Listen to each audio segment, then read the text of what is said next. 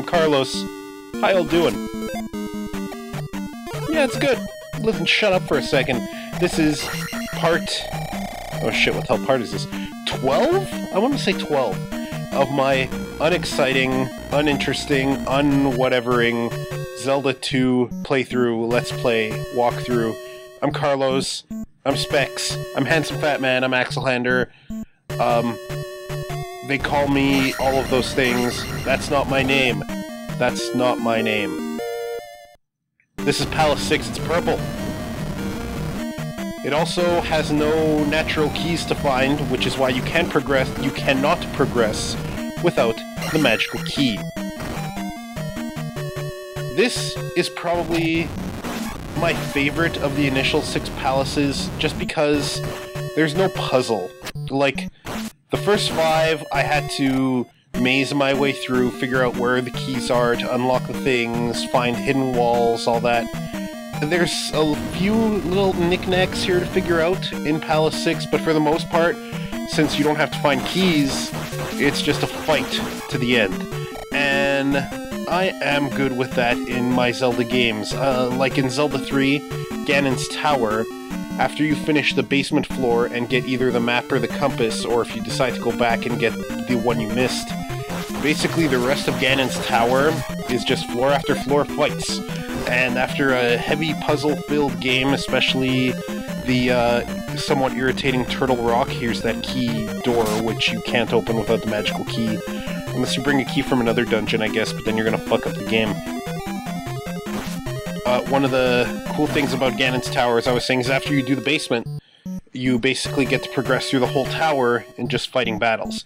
It kind of sucked that in Zelda 3 Ganon's Tower didn't have a separate theme, the same way that in Zelda 1 and 2 the final dungeon had a separate theme from the rest of the game, or in later Zelda games starting with Link's Awakening, I believe, each dungeon had their own theme. But hey, whatever. So, that pit down there is endless, it falls, and it eventually loops back up here. There are 4 separate floors that it can loop to, but I need to skip over all of that nonsense to come here and get the cross so that I can see invisible enemies. So I'm just gonna progress to the right here. These are Wizrobes. They were from Palace 4 and they are back, and they only appear in Palaces 4 and 6, I believe. Check that tiger head to see if there was a magic vial in it. There was not. So here, this room is similar to the same room in Palace number 3. Some room layouts were definitely copied. That elevator is a recovery elevator. If I fall into a hidden pit in the next room, I need to backtrack and go back up that elevator. And I forgot this pit existed. It's after this 3rd Iron Knuckle statue. And whoa, there we go. Falling through the floor. That was kind of infuriating because, you know, there's nothing to get down here except for a pee bag, which I'm beyond needing anymore, except to get extra lives, and don't know how to speak. I'll certainly get a whole bunch of those before this run is done. Kill that red Iron Knuckle. Fire Moa got the better of me there. Just barely avoided that last flame. Now I just have to quickly backtrack to that elevator. So there's not too much to say about this hallway, and as we're coming to the end of this Let's Play, because this and one more part are all that's left, well, that was really unfair. Just pin me and keep me having to block low and then have a guy teleport on top of me. As we're coming to the motherfucking blue shredder things. Holy shit. As we're coming to the end of this playthrough, I think I've said everything I really want to say about Zelda 2. I'll have more things to say about the Valley of Death and the final palace when I get to them, but for now, I can only talk about... What is there to talk about? PlayStation 4 was unveiled, that's a thing. Has a cool looking controller. No idea what the fucking thing looks like, the PlayStation 4 console. I used Fairy there, and the game thwarted me because they had bricks I need to break, which I can't do as a fairy. So I backtrack. I used Fairy there to just kind of measure the floor, find out where the fake floor is, so I wouldn't have to go through this nonsense again. So that fire Moa ended up helping me out. He dropped a flame through the floor, and I'm like, aha! You have helped me, normally irritating enemy. And here we're gonna fight one of this palace's 2 sub-bosses, Rebonak, who has come to take revenge for his defeat in Palace 3. This Rebonak has the exact same stats as the last one I fought, and unfortunately for him, I have a level 8 sword. He's not going to last very long. I'm not sure why the horse didn't get damaged on that down stab, but whatever. 1 and 2. And Rebonak will return one more time, but after that, he is done. So I'm gonna move on there. That key that you get, you don't need. Every boss just drops a key. In fact, if I go into my inventory, I don't know when I go next, but pay attention and you'll see every key I collect from now on is still there. I'm just gonna fast forward this, because you don't need to see me backtrack anymore. And now that I have the cross, I can proceed with the palace proper. You don't actually even need the cross. You can try to puzzle your way through the invisible enemies. And as far as I know, there are no invisible enemies in the Great Palace, but there are plenty of them on the way there, and really, it's just a nice item to have, and it's pretty easy to get.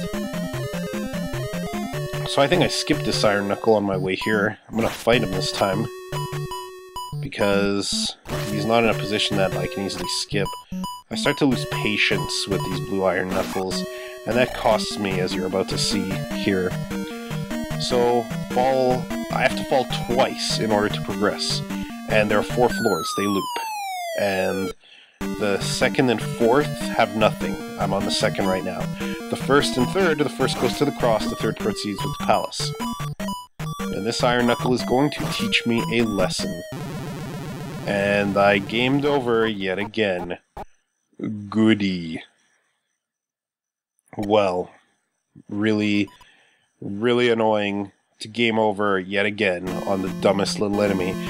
But this gives me the opportunity to go back to the hidden town of Kasuto now that I'm outside the palace. I would have needed to do this if I finished the palace anyway, so might as well do it now. Now, with the cross in hand, and with the various items I need to trigger the old man there giving me the Thunder Spell, I'm going to get the Thunder Spell. These are blue Moas. They are normally invisible and highly irritating. And just imagine all of this of me getting hit if I can't see them. Because that's how it is. It's about as irritating as it looks. And they each take 2 hits with the level 8 sword. Real annoying enemy. And I'm trying to figure out the best way to mute this video so I can cough. Because I really don't want to go post-edit that cough out. It's gonna be one little cough. Christ. Alright, I'm just gonna do it. I'm gonna try to minimize this as much as possible. Hang on here. Alright, how was that? This is not 2-way. Oh god, I gotta do it again. Haha! There. Now you had to hear me cough twice. This is the best Let's Play ever made. So on the way to the hidden town of Kasuto, there's another bridge with these little fish things in.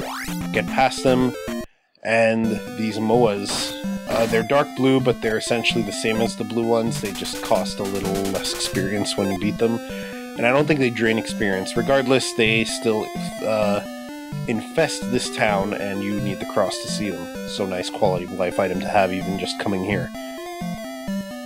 This old man would normally tell me that Kasuto's, the residents fled to the east. Now that I have the magic bottle and spell, he will give me the Thunder Spell, which I need to defeat the 2nd last boss. And I'm not going to use the Thunder Spell except in that one instance. So if you were dying to see it, it just makes a screen flash and everything gets damaged. Really inefficient use of magic to damage enemies. So I'm just gonna keep resetting this encounter here until I get a magic bottle. So I really need to refill my magic. There we go. And now I'm just gonna run past all the way back to the pits. So fall down here to path number 2, which I don't need to be in, so fall again to path number 3, which I do need to be in. From here, I just need to proceed to the right. Open this door. Key doors are not an obstacle anymore. Another blue Iron Knuckle. They only take 2 hits, but they still do a full unit of damage, so 16 points by this game's measuring system. So, still an enemy you can't take lightly.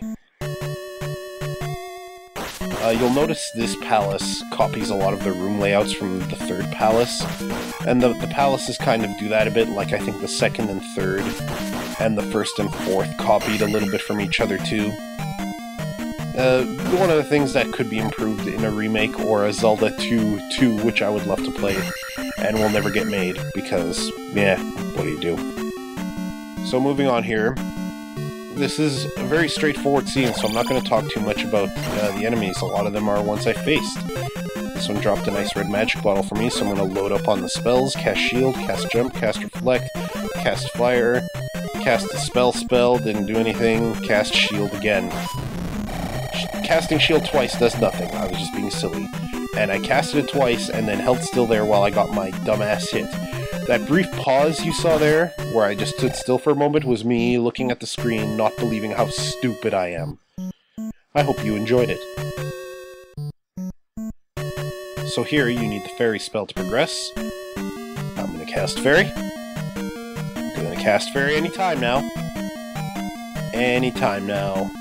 I'm gonna cast this spell. Nope, I'm gonna wait for the anti-fairy to come up, kill him, then I'm gonna cast fairy. Yeah. So proceed here carefully enough. Don't fly too low and touch the lava, because even one little touch will kill you. It's not like Mario 1 lava, where the lava didn't kill you, it was the pit below it. No, the lava kills you. So here we got some blue Stalfos Knights. Not an enemy I have any trouble with, because I've encountered them a lot before. That is another elevator where if I were to fall, I would need to come back up this way. Here we're going to encounter Rebonak one more time, and this encounter will not go any differently from the last one. 2 hits on the horse and 2 hits on the knight. Mechanical hover horse. I still baffled by this thing. I only hit him once there, I'm not sure why I triggered twice, but whatever, I'm awesome. And that is the end of Rebonak. We will never see him again. Looking for some red magic, would be nice if one of these dropped one. Fuckers, none of them did. So we're almost to the end here. Falling down there is where I have to go, but I want to get an extra life that is waiting for me on the right-hand side here. So just gonna quickly power my way through this blue iron knuckle. 3 hits it takes with the level 8 sword. My mistake. Just kill these anti-fairies as much as I can, get the life. Got hit while I'm celebrating. You can get hit while you're doing that, or when you're reading signs or other activities where you normally can't move. You don't get stunned out of it, but you do take the damage. It's a bit of a bitch. So now I do have enough magic here for 1 cast of fairy, which I need to do, because if I were to fall, I would need to backtrack to that elevator. Don't want to do that. I want to proceed here and continue with the game. That Stalfos Knight cannot touch me. And now, we are going to fight the boss of this palace, Barba. And his is a slightly different arena from the rest. All I'm going to cast is jump. That's all you need. You just need to keep a cool head and not fall into the lava. The lava is way more dangerous than Barba himself, but those flames that he shoots, you can block them with the reflect spell, but it's better to just try to not get hit with them by jumping. They home in slightly. He doesn't try to lead you into them, but he will cast on your location just a little beam of fire. It's not too hard to avoid, but with the instant death hazards across the stage, it can sometimes be tricky to fight Barba. Also, his hitbox is deceptively small. You have to kind of hit him in the eyes, and the box is not as wide as it looks. Eventually, jumping and hitting him, I just gave up on that and waited for him to go back down and then hit him there. So, Barba repeats this pattern until death. Only the second last boss of the game changes his pattern when he's near dead, and I suppose the second boss, Helmet Head. No other bosses vary up their pattern for the entirety of their life bar. So, 1 more hit and Barba should die. Managed to get the jumping hit on him there, very nice. He's going to die, give me 700 experience. Doesn't really matter because I'm about to get 9,000 and an extra life here. Final dildo statue. That's right. All of the dildos have been aligned with the planets. And now the full sleep can commence and turn us all into rabies. I have no idea what the fuck I'm saying. Next time, the finale, the Valley of Death and the Great Palace. Hope to see you then. Have a good evening, you fine people.